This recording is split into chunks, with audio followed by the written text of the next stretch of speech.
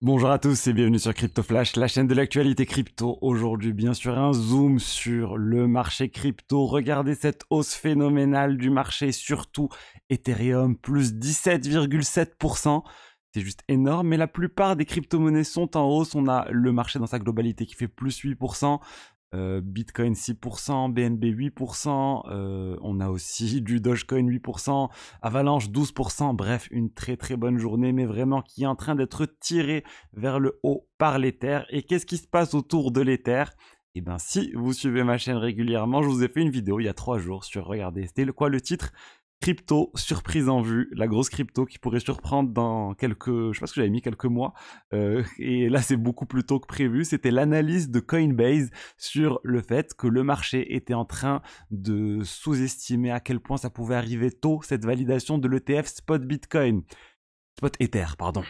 Eh bien, l'ETF Spot Ether, c'est en train d'arriver. Regardez, on a cet article, plutôt ce tweet. Tout a commencé avec ce tweet de Eric Balkounas, un spécialiste des ETF chez Bloomberg, qui a posté qu'ils augmentaient les chances de validation de l'ETF Spot Ether à 75%. Ils ont triplé ces chances suite à des bruits de couloir qu'ils ont commencé à entendre hier après-midi autour de la SEC qui changerait complètement sa position sur la validation de l'ETF Spot Ether.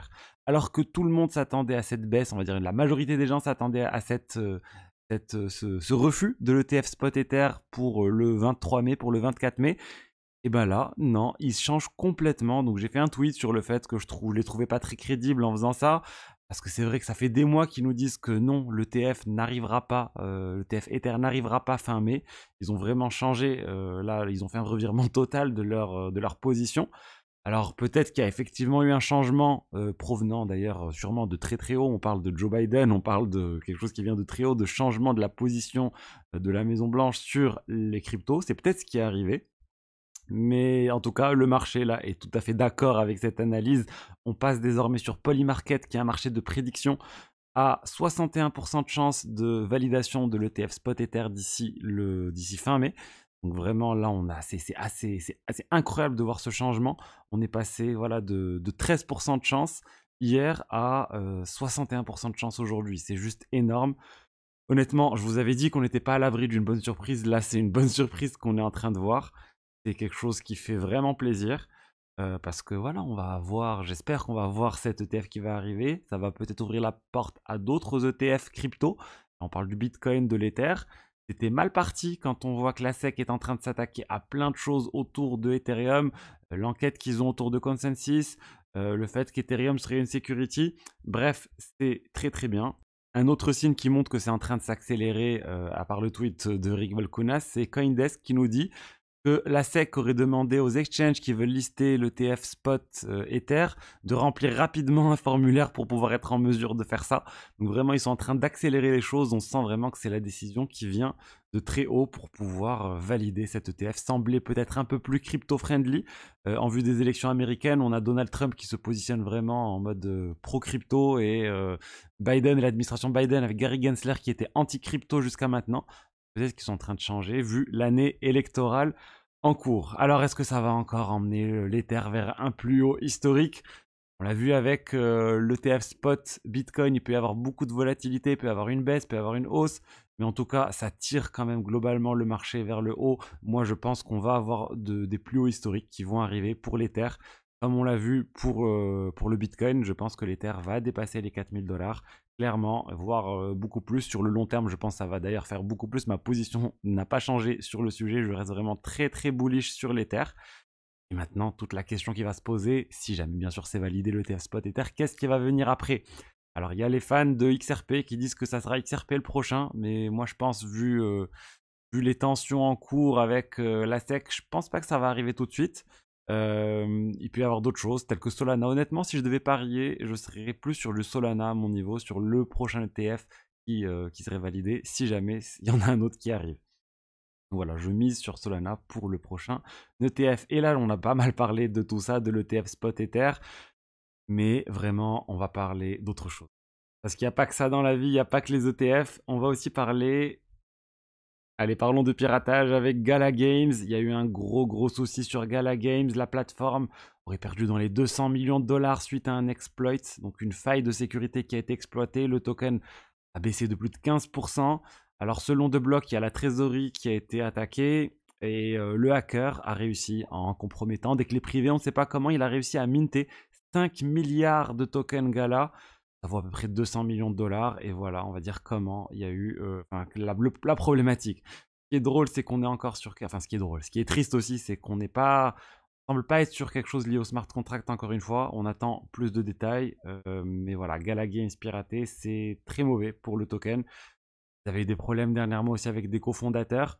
Bref, ça continue et j'espère que ça va aller mieux, qu'ils vont réussir à faire quelque chose. Mais bon, ça va être compliqué parce que les tokens Gala ont été convertis en Ether. Et une fois que les tokens Ether sont convertis, en Ether, il n'y a plus moyen de les bloquer. C'est pas un stablecoin centralisé, on peut faire un blocage ou autre.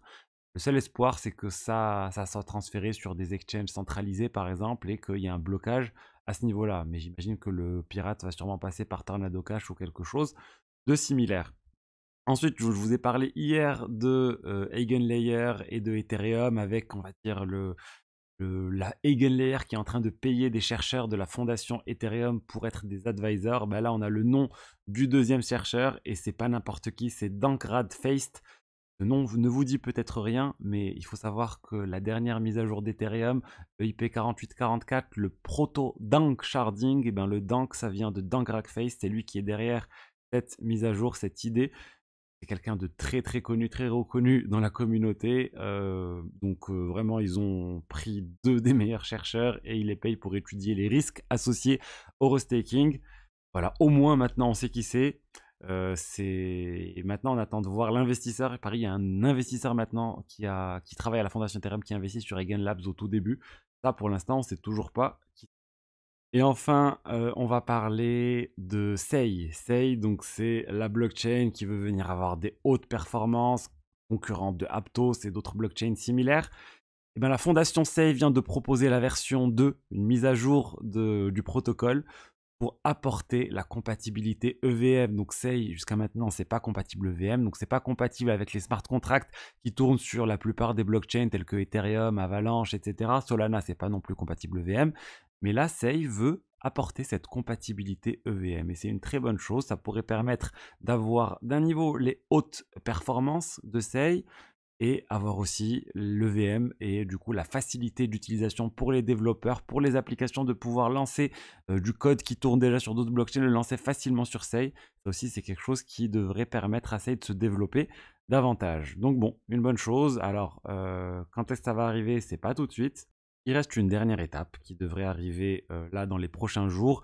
La proposition devrait être validée par la gouvernance, mais après, regardez, la mise à jour arrivera une semaine après. Donc on y est, c'est dans pas très longtemps non plus. La gouvernance devrait valider ça et on devrait avoir cette mise à jour de Sei qui devrait se différencier du coup des autres blockchains haute performance en ayant cette compatibilité EVM. C'est un peu le Graal d'avoir la compatibilité EVM, les hautes performances, la décentralisation, la sécurité.